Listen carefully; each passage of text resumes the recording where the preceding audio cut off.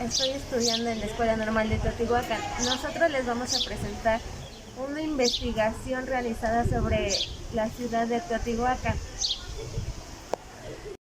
Hola, buenas tardes. Somos estudiantes de la Escuela Normal de Teotihuacán, docentes en formación, y vinimos a realizar un documental sobre la cultura de Teotihuacán. Me acompaña mi compañero Marco Antonio, Dalia, Melanie Ramírez y su servidora, Verime Lira. Mi nombre es Fernando Ramírez García. Soy el tío de... muchas caras, ¿no? Y les quiero manifestar que ahorita lo que yo les voy a explicar se lo voy a explicar con mucho placer, ¿vale? Gracias. Y les doy la bienvenida a este lugar. Véanlo, este lugar es un lugar mágico. ¿Saben por qué es mágico? Porque finalmente este lugar encierra una gran incógnita. La verdad absoluta del lugar, ni siquiera el mejor arqueólogo del mundo lo sabe. Esa es la verdad absoluta. Y la razón es porque esta cultura como tal no dejó una escritura que manifieste que Teotihuacán empezó de esta manera, se desarrolló de esta manera y terminó de esta manera. Lo único que dejaron estas personas fueron murales, y no se encontraron muchos murales y construcciones en relieve como lo es el templo de Quetzalcóatl. Los arqueólogos se atreven a proponer que los murales y lo que es el templo de Quetzalcóatl tuvo que haber sido su escritura de ellos, porque a los murales que existen les han hecho una gran interpretación, nada más que no se ha encontrado algo que lo manifieste como un lineamiento de historia, ¿sí? Aquí lo interesante de todo lo que es Teotihuacán es porque cuando los arqueólogos empezaron a hacer las investigaciones e hicieron las excavaciones, lo que ellos encontraron fue lo que es irrefutable. Encontraron conocimientos plasmados, ¿sí?, que tenían esta gran cultura, porque se dieron cuenta que cuando esta cultura estuvo en el esplendor, esta cultura ya contaba con altos conocimientos de arquitectura, de ingeniería, de astronomía, un sistema de gobierno bien establecido y un sistema de religión bien establecido. Estos 5 puntos que les acabo de nombrar son los puntos que ahorita yo les voy a tratar de desarrollar para marcarles lo que fue la cultura de Teotihuacán. Ahora, primera fecha, 1300 después de Cristo. Cuando los aztecas andan en su peregrinación y los aztecas pasan por este lugar, los aztecas este lugar lo encuentran completamente abandonado. De hecho, ya lleva 600 años de abandono. Ustedes imagínense una ciudad ya con 600 años de abandono. Ya está destruida. Sí. Nada más que los aztecas, cuando pasan por aquí, ellos todavía alcanzaron a apreciar la magnificencia del lugar, porque ellos todavía alcanzaron a apreciar los estucados o aplanados, como nosotros los conocemos, y ya encima de los aplanados ellos alcanzaron a apreciar el rojo dominante de la ciudad, y ya encima del rojo ellos alcanzaron a apreciar los colores manifestados como fue en grecas o murales, ¿sí? Los colores, el amarillo, el blanco, el azul, el verde, el negro. Entonces los aztecas, al ver la magnificencia del lugar y al no encontrar personas, ellos dentro de su razonamiento dicen, bueno, si esto no fue hecho por el hombre, entonces tuvo que haber sido hecho por los dioses. Y son los aztecas los que nombran este lugar, lo llamaron Teotihuacán, que quiere decir ciudad de dioses o ciudad donde los hombres hicieron dioses. De hecho, la palabra Teotihuacán, Teotl es Dios, Tihuacán es lugar. También se traduce como lugar de dioses.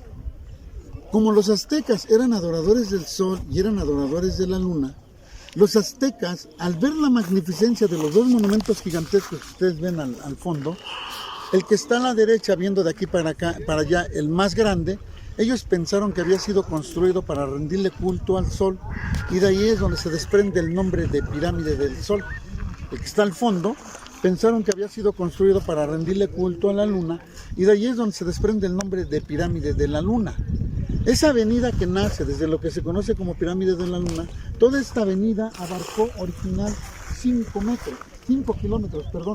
Actualmente únicamente 2 kilómetros a donde termina la barra. Los aztecas le pusieron el nombre de Micaotli. Micaotli quiere decir calzada de muertos o avenida de muertos. Los aztecas pensaron que porque encontraron montículos formados como estos, y luego los encontraron en pares formados de la pirámide del Sol hacia la pirámide de la Luna, ellos pensaron que eran tumbas, por eso le ponen el nombre de Micaotli o Calzada de los Muertos. Finalmente, fíjense ustedes en este dato interesante, finalmente, cuando los arqueólogos empezaron a hacer las investigaciones y las excavaciones, surge la verdad con relación a la interpretación azteca, porque los arqueólogos se dieron cuenta, ¿sí?, cuando hicieron las primeras excavaciones, ellos excavaron montículo por montículo hasta llegar a lo que se conoce como Pirámide de la Luna, y no encontraron ni una sola tumba. El dato más interesante que encontraron los arqueólogos es que esta, que abarcó 5 kilómetros, fue la avenida principal que representó la gran ciudad de Teotihuacán. Es un dato más alto que una simple calzada de muertos. Los arqueólogos siguieron haciendo las investigaciones y las excavaciones, y también surgió otro dato interesante, ¿sí?, porque se dieron cuenta, ¿sí?, que hasta la fecha el candidato número 1 que siempre ha aparecido para quien realmente fue hecho lo que se conoce como Pirámide del Sol fue para el dios de las tormentas, que su nombre en náhuatl es Tlaloc. Y la candidata número 1 que siempre ha aparecido para quien realmente fue hecho lo que se conoce como Pirámide de la Luna fue para la diosa de las aguas terrenales, que su nombre en náhuatl es Chalchihuitlicue. Tlaloc es la representación de las aguas verticales como dios de la lluvia. La Chalchihuitlicue, como diosa de las aguas terrenales, es la representación de las aguas horizontales, como son ríos, lagos o aguas subterráneas, ¿sí? No sé si ustedes han leído en otras culturas, pero en otras culturas a la Chalchihuitlicue, por ejemplo en el Perú, se le conoce como la Pachamama. ¿Y saben por qué? Porque tiene la misma representación: madre tierra, única dadora de vida, fertilidad, agricultura, principio. Nada más que nosotros tenemos algo en particular en Teotihuacán que es muy interesante. Tenemos las dos deidades sumamente interesantes. Tenemos al Tlaloc, el dios de las tormentas, que es la representación más importante a nivel Mesoamérica. Mesoamérica en las culturas prehispánicas abarca desde lo que es Guadalajara, Michoacán, hasta lo que es el Perú. ¿Sí? Tlaloc es la representación más importante a nivel Mesoamérica. Y tenemos la representación más importante a nivel local, que es la Chalchihuitlicue, la diosa de las aguas terrenales. Incluso si ustedes se dan cuenta, la misma avenida conecta directamente con la Chalchihuitlicue, la diosa de las aguas terrenales. ¿Sale? Ahora, ustedes saben que todas las pirámides terminan en punta, como las de Keops en Egipto. Si ustedes son observadores, se van a dar cuenta que ningún monumento de los que están viendo elevados termina en punta. ¿Qué quiere decir esto? Que aunque yo me voy a dirigir con ustedes como pirámides, porque así los conocemos, su verdadero nombre son basamentos piramidales. ¿Por qué basamentos piramidales, joven? Porque en la punta llevaban templos. Todos los monumentos elevados que ustedes ven, todos en la parte de arriba llevaban templos. Sí, esto nos da un dato sumamente interesante, que si llevaban templos y estuvieron todos en la parte central de Teotihuacán, esto nos indica que entonces la parte central de Teotihuacán fue ritual ceremonial. ¿Sí? A la evidencia de los templos y lo ritual ceremonial nos da otro dato interesante, que entonces en Teotihuacán todo fue exterior, nada interior. O sea, no son huecas como las pirámides de Egipto que tienen laberintos, tumbas, no, son sólidas por dentro. Aquí hay un punto que sí vale la pena mencionar, que es hallazgos que se hicieron con relación a este punto. En 1975, enfrente de la Pirámide del Sol, hubo un estancamiento de agua provocado por lluvias en el mes de octubre de 1975, y eso hizo que en la parte de enfrente de la Pirámide del Sol hubiera un estancamiento de agua, y eso hizo que se venciera un tapón que habían puesto. Sí, ese tapón, cuando se venció, se encontró un túnel que da 7 metros hacia abajo, de donde pisamos hacia abajo, y corre por abajo de la Pirámide del Sol 103 metros. Y termina con una caverna con 4 departamentos en forma de flor de 4 pétalos. Eso fue en 1975 en la Pirámide del Sol. En el 2003, también en la parte de acá de lo que es esta parte, la ciudadela, que se llama Ciudadela, en el interior hubo un estancamiento de agua. Eso provocó que también enfrente de la pirámide de Quetzalcóatl se colapsara, o sea, la humedad empezó a penetrar hacia abajo y el mismo peso del agua hizo que se colapsara igual un tapón que estaba ahí y se hizo un socavón. Y se encontró un túnel que da 15 metros hacia abajo de donde pisamos y corre 103 metros también hacia el centro de la pirámide de Quetzalcóatl. Cuando se encontró este túnel, es el famosísimo túnel del inframundo. Cuando se encontró este túnel, se encontró tal cantidad de ofrendas en el lugar que provienen de todo Mesoamérica, que nos dio otro dato interesante. Que entonces toda la gente, o sea, las culturas contemporáneas de Teotihuacán, venían a Teotihuacán, a la ciudad sagrada, a hacer rituales ceremoniales, incluso hacer ceremonias para otorgar altos rangos. Esa es la introducción. ¿Dudas? No. ¿No hay dudas? No, creo que no. ¿Ustedes tienen dudas? Marco. ¿No? Vamos a entrar. Miren, quiero que sean observadores y vean este complejo. Este complejo es lo que se denomina como la Ciudadela. Los que le pusieron el nombre de Ciudadela fueron los españoles. Cuando los españoles pasan por aquí, por ahí del 1519-1520, ellos ven algo similar a lo que nosotros ahorita estamos viendo. ¿Sí? Ahorita por la introducción que yo ya di, ustedes ya saben que en cada montículo que hay en la parte de arriba había templos. Ajá. Ellos ya no vieron los templos. Entonces ellos en su interpretación pensaron que en cada montículo que hay en la parte de arriba había un guerrero que estaba como en la vigilancia, como resguardando un fuerte. O sea, los españoles más bien lo relacionaron con una fortificación. Por eso le pusieron el nombre de Ciudadela. Esa es la interpretación española. La interpretación arqueológica, ¿sí? Por la evidencia de los templos en la parte de arriba, ¿sí? Y la evidencia de los templos en todas partes. Vean ustedes, aquí había templos y aquí templos y templos acá. Entonces los arqueólogos determinan que esta fue una de las 3 partes más importantes rituales ceremoniales en Teotihuacán. Esa es la interpretación arqueológica. Pero cuando Teotihuacán empezó a ser estudiado de arriba hacia abajo, lo que los arqueólogos encontraron también fue algo que sorprendió mucho al mundo, porque se utilizó la tecnología, se utilizó el satélite. Entonces Teotihuacán empezó a estudiarse de arriba hacia abajo, y lo que descubrieron los arqueólogos fue muy sorprendente, porque se dieron cuenta que cada edificación que ustedes están viendo en el lugar está puesta en el lugar exacto para poder mostrar lo que para ellos fue su sistema solario, o lo que nosotros conocemos como sistema calendárico. Pero un sistema calendárico que ni siquiera se parece al maya o al azteca. Aunque no lo crean, es más antiguo, pero es más avanzado. ¿Saben a cuál se parece, jóvenes? Al gregoriano. ¿Saben cuál es el gregoriano? No. ¿No saben cuál es el gregoriano? ¿En qué año van? El gregoriano es el que nos rige a nosotros. ¿Sí? Hay una diferencia entre su calendario de ellos al nuestro. ¿Sí? Su calendario del de nosotros empieza el 1 de enero. El de ellos en el equinoccio, que nosotros conocemos de primavera. Primavera. ¿Sí? Ahí empezaba el de ellos. Podía empezar en 20 o 21.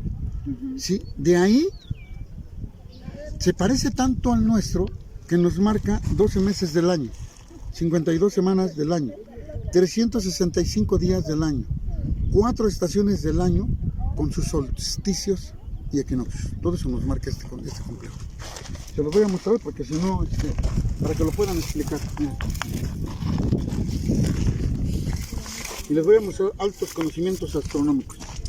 Este es el rectángulo de la Ciudadela. ¿Estamos de acuerdo? Sí. Quiero que me cuenten 4 montículos allá de aquel lado. ¿Estamos de acuerdo? Sí, vamos a marcarlos. 1, 2, 3 y 4. Ahora cuéntenme 4 de este lado. ¿Estamos de acuerdo? 1, 2, 3, 4, sí. 1, 2, 3 y 4. Ahora cuéntenme 4 de aquel lado, ¿vale? 1, 2, 3 y 4. Y para que vean que les estoy hablando con conocimiento, quiero que vean mi mapa. Tenemos 4, pero atrás ¿cuántos hay? 3. 3, y esta edificación que está enfrente tapa el de en medio. Ajá. Por eso nada más vamos a ver los de los lados, que son Sí, los este y el de acá. ¿sí? Entonces vamos a marcar 3 atrás. 1, 2, 3. ¿Vale? Si habían contado 12, también no están tan equivocados, porque bueno, en total son 15 montículos, ¿sale? Pero miren, Ustedes saben que el equinoccio de primavera entra el 21 de marzo y lo vamos a manejar con fecha 21 para yo poderles transmitir el conocimiento que les voy a dar. ¿Sí? Porque a veces entra en 20. Sí. Pero 21, en fecha es 21. Ok. El 21 de marzo, cuando entra el equinoccio de primavera, nosotros nos paramos enfrente de este basamento piramidal al amanecer y el sol al amanecer nace en este basamento piramidal. Y ese día el sol del oriente hacia el poniente se va completamente céntrico en este complejo. ¿Qué quiere decir esto? Que el montículo que está en medio, que es el que no se ve, es el que nos va a marcar la trayectoria del sol en una forma céntrica en este lugar. Y nos marca lo que es el equinoccio de primavera. ¿Algunos de ustedes saben qué quiere decir equinoccio? Como la entrada, ¿no? De la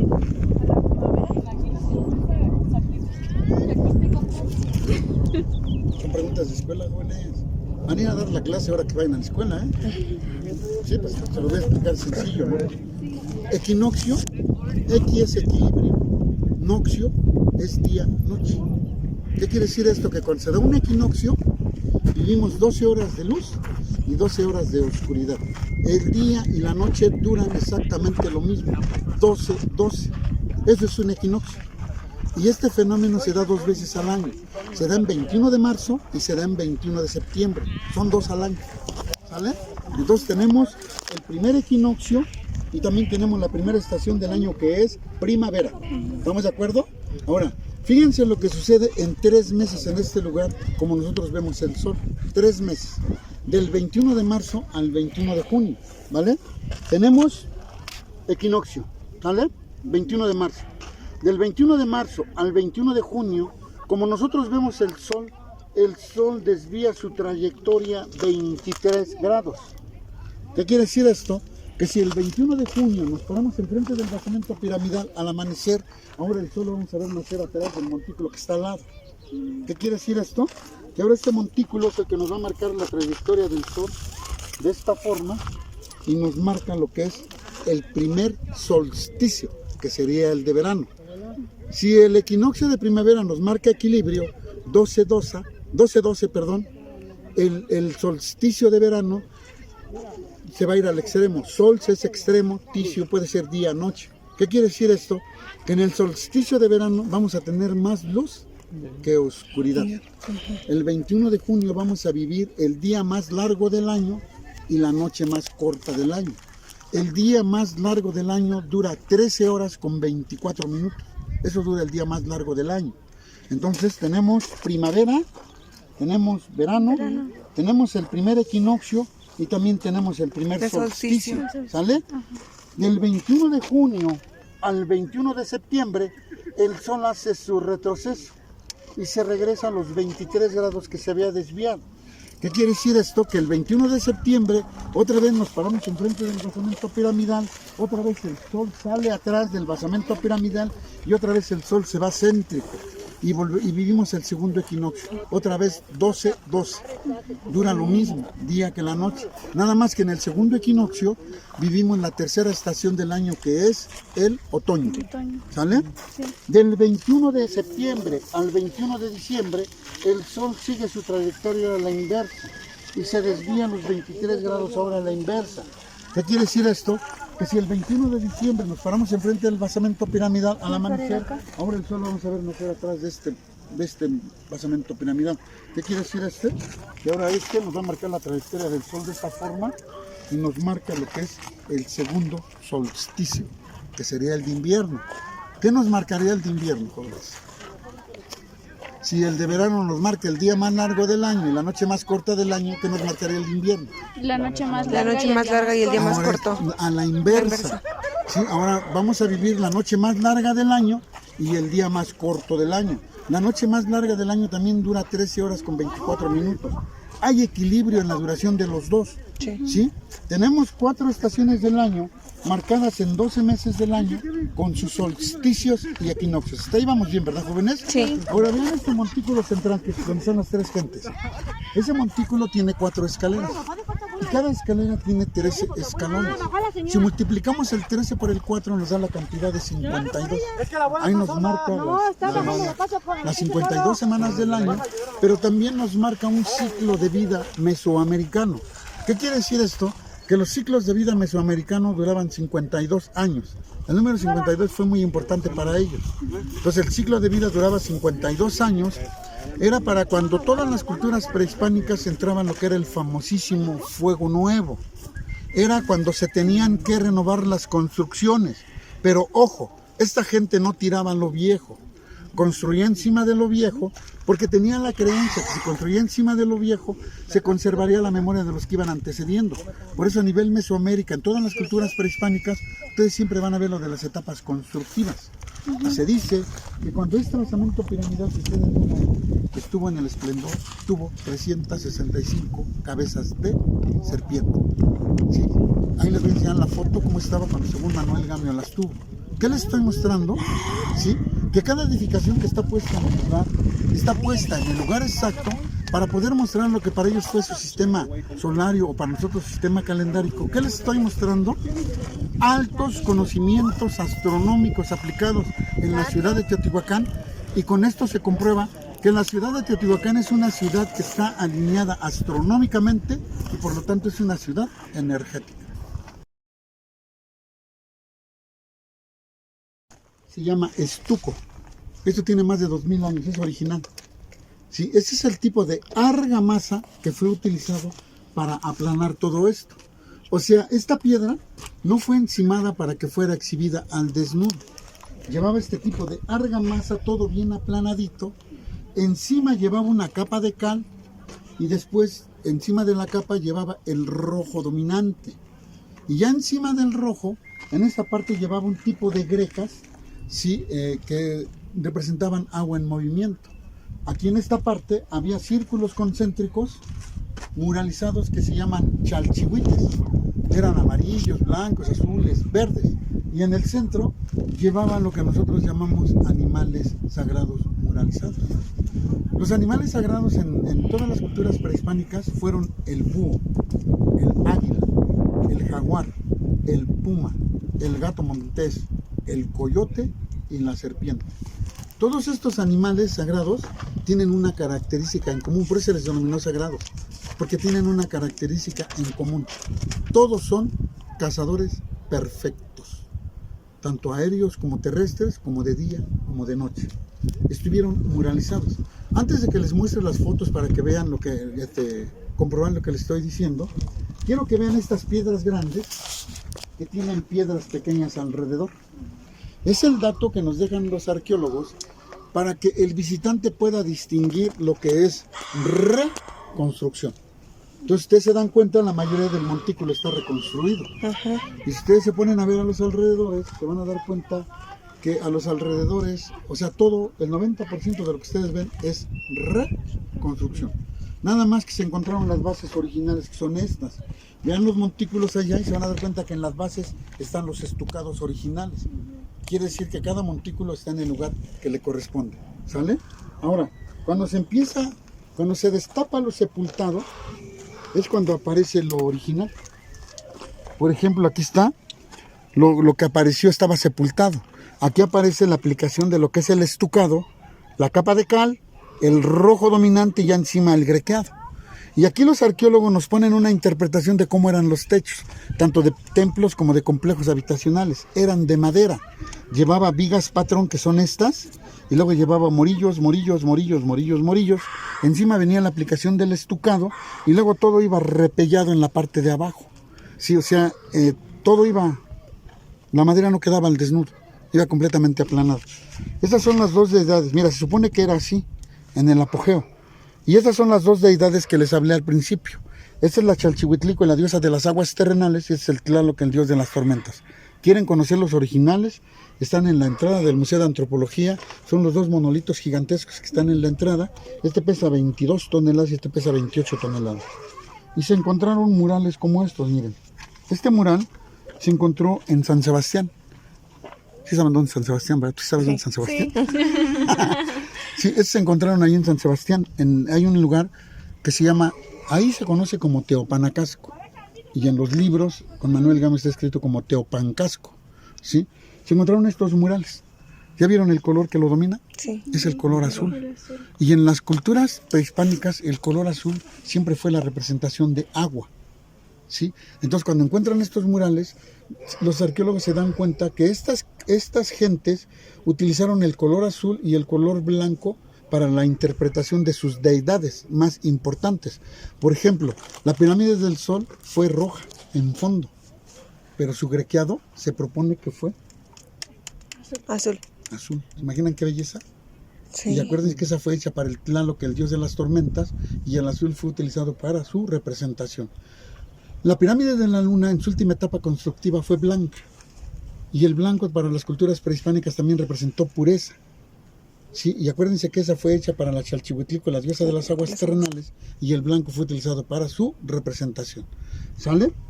Y se encontraron murales como estos. Este se encuentra a un costado de la pirámide de la Luna, con ¿sí? Que están ahí en el Quetzalpapalot. Bueno, está en el Palacio de los Jaguares, en donde aparecen estos. ¿Sale? Y los arqueólogos se atreven a proponer que esta es su escritura porque ellos han hecho interpretaciones. ¿Sale?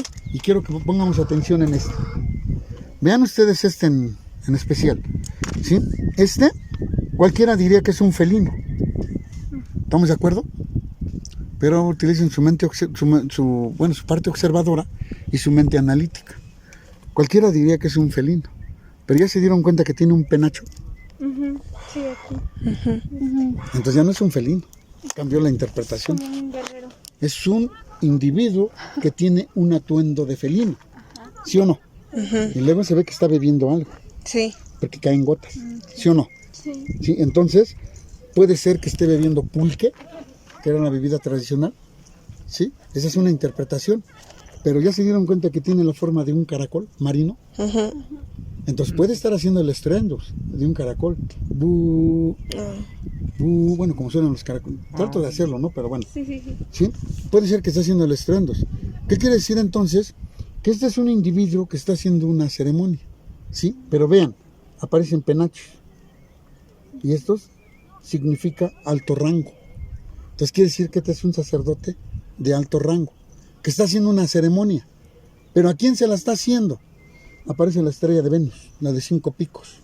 Y adentro de la estrella de Venus aparece la carita de Tlaloc, el dios de las tormentas. Aparece la anteojera, la bigotera y la lengua bífida, ¿sí? De Tlaloc. Entonces, ¿a quién le está haciendo la ceremonia? A Tlaloc, el dios de las tormentas. Aquí nosotros, los que vivimos cercanos a las ruinas, las interpretaciones que luego damos es que cuando llueve mucho, decimos Tlaloc le está echando muchas ganas, ¿sí o no? Sí. O cuando relampaguea y está lloviendo mucho, ¿qué decimos? Tlaloc le está echando ganas, pero está enojado. Lo que es real es que cuando está el temporal de agua y se despeja, ellos lo sabían. Ellos lo sabían. Aparece la estrella de Venus. Nada más que ahora por la contaminación entonces ya no la vemos. La tenemos que ver por medio del telescopio, ¿sí? Pero ellos sí la veían. No había contaminación en la atmósfera de la Tierra y ellos la veían. Porque lo plasman. ¿Vale? ¿Dudas? ¿Hasta ahí vamos bien? Sí. Ok, ahora lo arquitectónico, ¿sale? Fíjense ustedes en lo arquitectónico, ¿sí? A ver, graba. ¿Cuál fue el objetivo de aplicar esta técnica arquitectónica? ¿Sí? Pues fíjense ustedes, esta inclinación que vemos se llama talud, y el único monumento que vamos a encontrar con puro talud en todo Teotihuacán va a ser el monumento más grande que se conoce como Pirámide del Sol, que está hecho para el Tlaloc, el dios de las tormentas. Lleva talud, talud, talud. Siempre va disparada a talud. De ahí todo lo que vean en toda la parte céntrica de Teotihuacán, incluso en la parte frontal de la pirámide de la Luna, van a encontrar este tipo de arquitectura. Esta inclinación se llama talud y este rectángulo se llama tablero. Entonces el tipo de arquitectura en la parte céntrica de Teotihuacán va a ser talud, tablero, y quiero que vengan a ver esta que está acá. Esto hacía que estéticamente la parte céntrica de Teotihuacán se viera hermosa. Pero ¿qué creen, jóvenes? La arquitectura del talud y el tablero sí fue aplicada con un objetivo. ¿Saben cuál fue? No. Acústica. Muchos la confunden con el eco. Váyanse a una montaña donde hay abismo y griten eco. ¿Qué dice? Eco, eco, eco. ¿Sí o no? Sí. La acústica fue inventada por el hombre y el objetivo fue amplificación de sonido. ¿Qué quiere decir esto? Que esta cultura como tal por medio de la arquitectura del talud y el tablero, logró tal acústica que hizo que el sonido viajara a grandes distancias, limpio y con un buen volumen. ¿Sí? ¿Qué quiere decir esto? Que eran sus micrófonos y sus bocinas de estas gentes para comunicarse ante mucha gente aglomerada utilizando las alturas. Por eso los templos en la parte de arriba. Para ellos el sacerdote dirigirse de arriba hacia abajo ante la gente aglomerada y era escuchado por ellos. Vengan a verlo, se los voy a mostrar. Ahí les va acústica.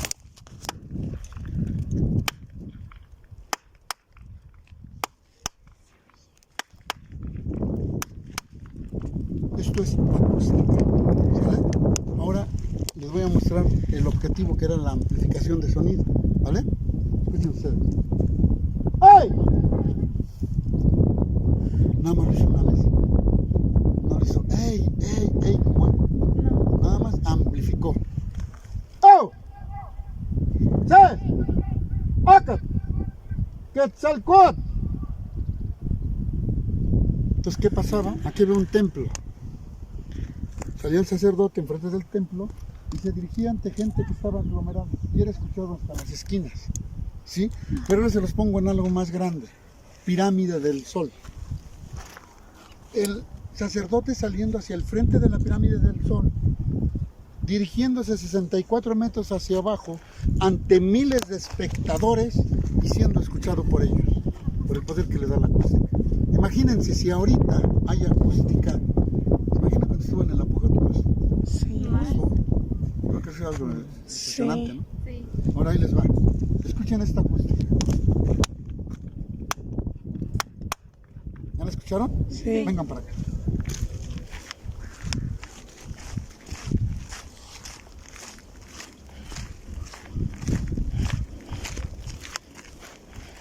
Un buen momento.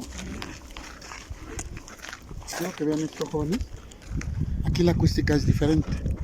Y quiero que ustedes me interpreten el segundo sonido. A ver ustedes qué interpretación le dan. ¿Vale? Ahí les va.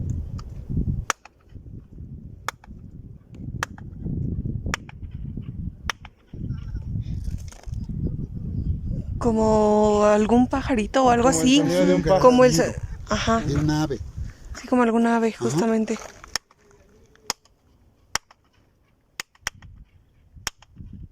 ¿Sí? Sí, como Miren, a todas las partes donde ustedes vayan, en todas las culturas prehispánicas, y escuchen la palabra Quetzal, van a escuchar algo como esto. Por ejemplo, aquí está la palabra Quetzalcóatl.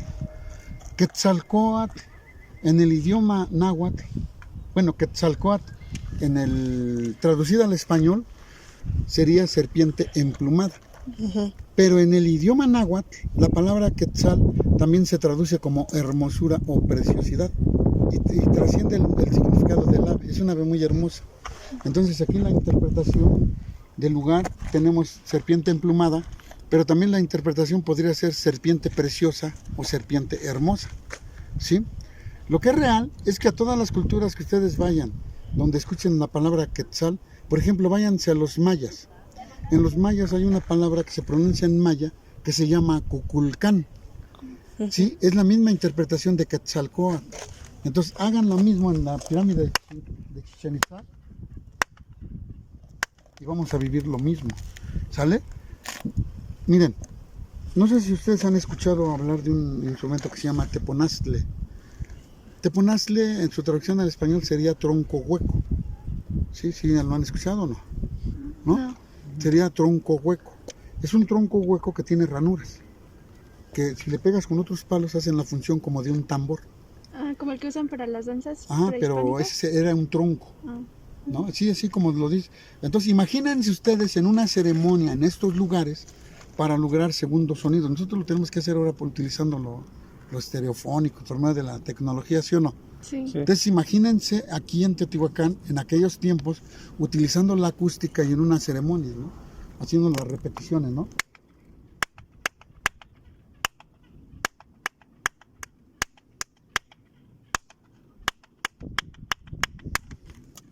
¿Sí? ¿Preguntas? Bueno, ¿y ahí qué hay? Etapas constructivas. Ahí la primera se destapó, bueno, estaba lo de encima, Ajá. lo negro, y lo que ya está techado es la etapa constructiva anterior. ¿Sí? ¿Te acuerdas que les hablé de etapas constructivas? Sí. Sí. Bueno. Temporal de agua que hizo que esta parte se anegara. O sea, cayó tal cantidad de agua que el agua aquí donde estamos parados no estaba aquí. Aunque no lo crean, hay gente que no lo cree, ¿no? Porque dicen, no manches, Fer, o sea, tanta agua cayó, pues sí cayó. Y obviamente por eso hay evidencias, ¿no? Es importante la evidencia siempre. ¿Sí se ve? Sí, sí. Poco, pero sí. Aquí no sé. ¿Cómo Sí, que mazo. se ve bien. No, o sea, en el celular. ¿Eh? Sí, sí se alcanza a ¿Está distinguir. negado, sí o no? Sí. ¿Sí? Está tomada de ahí donde les enseñé el sonido? sistema Ese. calendárico. Ah, ok. Sí, ahí está tomada. ¿Vale? Bueno, para los arqueólogos esta fue una calamidad. Ya espero tanto. ¿Saben por qué? Porque, según los arqueólogos, el mismo peso del agua hizo que se venciera el tapón que pusieron los teotihuacanos. Bueno, el mismo peso del agua, la humedad empezó a penetrar hacia abajo y el mismo peso del agua hizo que se venciera el tapón que pusieron los teotihuacanos, ahí donde está la carpa. ¿Sí? Y zoom, sí es un socavón. Entonces es ahí donde está el Túnel del el túnel. Sí es un socavón. Se abrió un boquete. Sergio Gómez, que era el arqueólogo que estaba haciendo las restauraciones en el templo de Quetzalcóatl, se le avisó que viniera a ver lo que había pasado. Imagínense la escena, él viene y se asoma y se da cuenta que el boquete no era muy ancho, pero sí que era muy profundo. Sergio Gómez, como fue el primero que llegó, obviamente él sabía que a él le tocaba la investigación. Es una ética que tienen ellos. Entonces a él le tocaba la investigación, entonces se emociona. Entonces manda a la administración a traer una lámpara y una cuerda. Esa lámpara y esa cuerda vino acompañada de otros dos personajes, otros dos arqueólogos. Se amarró de la cintura y que se deja ir hasta abajo con la lámpara. Cuando él llega a la parte de abajo, posteriormente se dio cuenta que él lo que bajó fueron 15 metros. Entonces, cuando él llega a la parte de abajo, con la lámpara, alumbra y se encuentra con una cavidad de este tamaño que corre en dirección hacia el templo de Quetzalcóatl. Fíjense, joven, bueno, ustedes no lo van a ver joven, pero yo por la edad que tengo sí lo veo joven. Él tenía 38 años de edad, ya siendo arqueólogo. Joven, su primera interpretación que tuvo fue muy acertada, porque él dijo, esto es un túnel que fue rellenado por lo que ahora conocemos como teotihuacanos. Cuando bajaron sus colegas arqueólogos, incluso lo reprendieron, porque le dijeron, oye Sergio, ¿de dónde sacas esta interpretación? O sea, ¿no te das cuenta que no es más que una cañería que fue utilizado por los teotihuacanos para desaguar el agua de la ciudad como pasó ahorita? ¿Quieres otro ejemplo? Sergio Gómez dice que él no quiso entrar en controversias con él, con sus colegas arqueólogos, porque para él eran sus superiores y les tenía un profundo respeto, pero que a él no le llenó ese dato, porque él dice que como 15 metros abajo una cañería, ok, esta vez empezó a ir el agua, pero no se iba a dar todo un temporal. Entonces a él no le llenó ese dato. Sí, no era lógico. Ajá. Entonces él, como a él le correspondía la investigación, por primera vez en la historia, en ruinas arqueológicas mexicanas, él utilizó un georradar. Los georradar son instrumentos que ahora se utilizan para sacar un ultrasonido a la Tierra y darnos cuenta metros hacia abajo si hay o no hay cosas. Entonces pasan el georradar, ¿sí? Y lo que encontró fue algo sumamente interesante.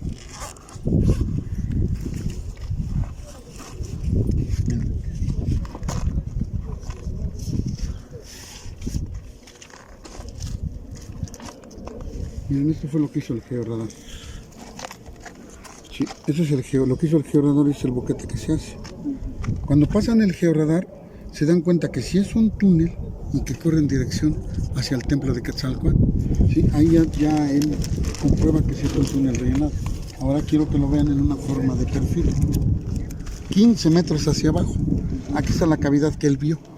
La cavidad es la que está aquí abajo. Los alumnos del Instituto Politécnico Nacional crearon este robot, se llama el Tlaloque 1. Este era un cochecito a control remoto que iba a entrar con una cámara y les iba a mostrar todo lo que tenían que destapar. Entonces el Tlaloque 1 entró en la cavidad, entró y Sergio Gómez vivió su primer fracaso, doloroso.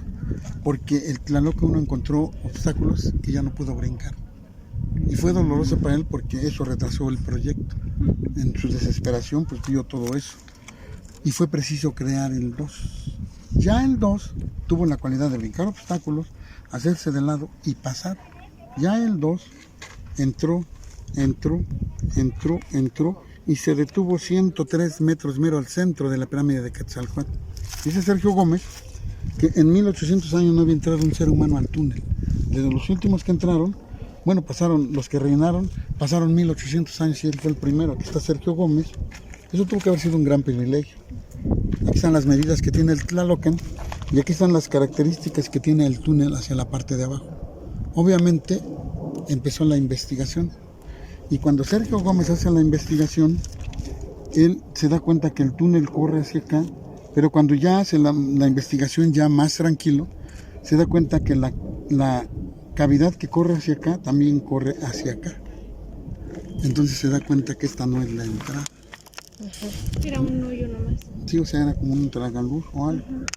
Entonces, Sergio Gómez, ven, es el boquete que entró, ¿no? Sí. Entonces él apuesta que la entrada entonces es más adelante y hace la investigación hacia adelante. ¿Qué creen? Un boquete más grande. Que la encuentra 5 metros a la redonda. Y él excavó hacia la parte de abajo, fue excavando. Él propone que estaban las escaleras en forma de caracol. Excava hasta la parte de abajo, los 15 metros, y empieza a destapar el túnel. Lo empieza a destapar, excava por acá, pasa la cavidad por donde él entró, sigue excavando hacia acá, y a partir de que él sigue excavando hacia acá, él siempre en su mente estuvo que él iba a encontrar las tumbas de los gobernantes al final.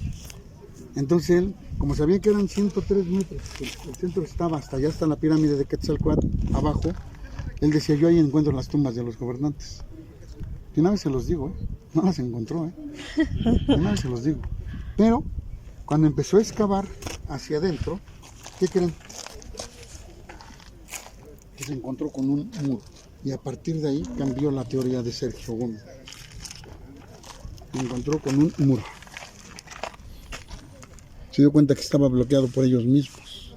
Entonces ahí cambió su teoría y dijo, rompo yo este muro y encuentro lo que voy a encontrar. Y rompe el muro y entonces encuentra cientos y cientos de piezas arqueológicas enterradas. Él dice que fueron en 7 capas, algunos otros dicen que fueron 14, y bueno, cuando nosotros entramos con él dijo 7 capas, ¿no?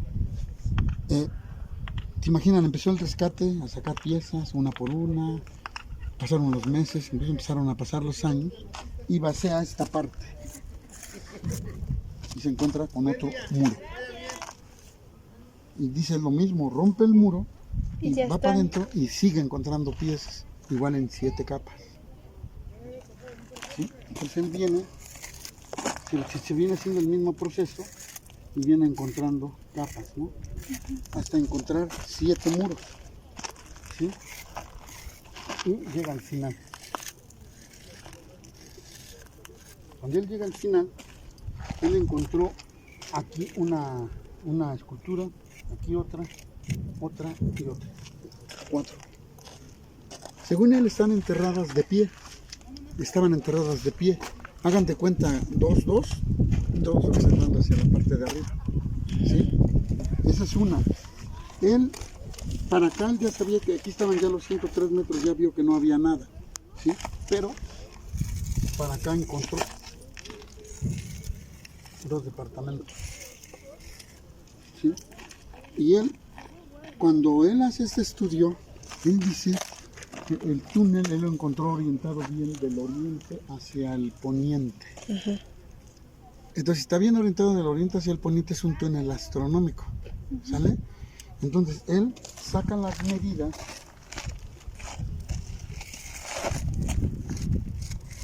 ¿Sí? Marca el centro. ¿Se acuerdan que hablamos de los montículos de allá atrás? Sí. Los tres, ¿sí o no? Sí. ¿Se dieron cuenta que el que está allá, el que marca el de verano cruza? Sí. ¿Se dieron cuenta de ese detalle? Sí, sí. ¿Sí? Bueno, sacan el de allá atrás que cruza, ¿sí? Y cuando él saca el bosquejo de lo que es todo el Teotihuacán y pone el túnel del inframundo marcado, cuando él en el bosquejo traza la línea de montículo a montículo del que cruza, se da cuenta que el de verano coincide con este. El de los equinoccios Con la mitad. coincide con este. Y el de acá, que es el de invierno, coincide con este. ¿Qué nos está marcando, jóvenes? Que esta distancia es la que está marcando de los movimientos del Sol en los solsticios y equinoccios. Es un túnel astronómico. Se destaparon los 103 metros y se encontraron más de 130,000 piezas arqueológicas. Más de 130,000, ¿sí? Se le cuestionó a Sergio Gómez y se le dijo, ¿por qué tanta pieza abajo, señor? Y él dijo, bueno, pues es que es un lugar de ofrenda por la cantidad de piezas. Se le volvió a cuestionar y se le dijo, ¿pero abajo? ¿No se supone que los templos estaban en la parte de arriba? Sí, dice, pero eso es un concepto religioso. La gente ahora ofrenda en templo, actualmente. En aquellos tiempos era muy diferente porque la gente de aquellos tiempos creía en el inframundo. Y para ellos el inframundo era sagrado porque se representa de donde pisamos hacia abajo. Dices que apúntalo si no quieres apuntar. Se representaba de donde pisamos hacia abajo. Y era sagrado porque representaba el plano de los muertos. Y era sagrado el plano de los muertos porque esta gente no veía la muerte como la ven muchos ahora. Muchos ahora ven la muerte como el final. Y en aquellos tiempos Como la vida eterna, ¿no? fue diferente. Porque ellos creían, como creían en el inframundo, ellos decían que ellos creían que al morir ellos trascendían al siguiente nivel. Era algo más grande de la vida que estaban viviendo. Era como una promesa a algo mejor. Por eso no le temían a la muerte, ¿sí? Y ellos creían que si llevaban una vida digna de valentía, ellos tenían una promesa. O sea, el inframundo para ellos representó como un nuevo nacimiento. Por eso era sumamente sagrado. Entonces, como fue sumamente sagrado para ellos el inframundo, hacía falta que existiera un lugar que fuera sagrado para todas las culturas prehispánicas, para que todas las culturas prehispánicas pudieran venir a ofrendar. Aquí se le cuestionó más fuerte porque se le dijo, ¿y usted cómo respalda que venían de afuera hacia adentro? Bueno, si es que se estudiaron las piezas. Piezas provenientes de Guadalajara, Michoacán, Guerrero, Oaxaca, Veracruz, Chiapas, incluso el jade de Guatemala. Lo que sí dejó en hincapié es que el 80% de las piezas que se encontraron adentro provienen del área maya. Eso indica que hubo una gran influencia de los mayas, pero también como hubo influencia de todo Mesoamérica, también se comprueba que entonces Teotihuacán fue una ciudad cosmopolita, porque se habló varias lenguas por la influencia de otros lugares. ¿Sí? Y también se descubre que Teotihuacán como tal fue una cultura conquistadora, pero no como los aztecas que conquistaban a manera de violencia y sometimiento y obligaban a pagar tributo. No, Teotihuacán fue algo más grande, porque se descubrió que la gente que venía a Teotihuacán se quedaba en Teotihuacán, se hospedaba en Teotihuacán porque veía que se estaban aplicando altos conocimientos de arquitectura, ingeniería, astronomía. Y esto se descubre porque se encontró la evidencia en todas las culturas contemporáneas de Teotihuacán, la evidencia del talud y el tablero que era originario de Teotihuacán. ¿Qué quiere decir esto? Que Teotihuacán fue una ciudad, o fue una cultura, fue una fuente de conocimiento para todas las culturas contemporáneas a Teotihuacán. Fueron la fuente de conocimiento. Entonces fue conquistador por atracción. Por conocimiento. Por conocimiento. ¿Dudas? Entonces, pero por ejemplo sería igual así como un centro comercial, bueno, o sea, donde todos llegaran a comerciar aquí o... Sí es posible que pase eso. Sí, porque fue como es una que ciudad el... cosmopolita. Ajá, como lo más importante, ¿no? O sea, donde todo mundo llegaba a hacer todo. Llegaba a comprar Todo así. Mesoamérica. Sí, de hecho se han encontrado las evidencias de lo que fue el mercado, ¿no? Y lo que pasó en todas las culturas prehispánicas, trueque. Sí, sí, sí.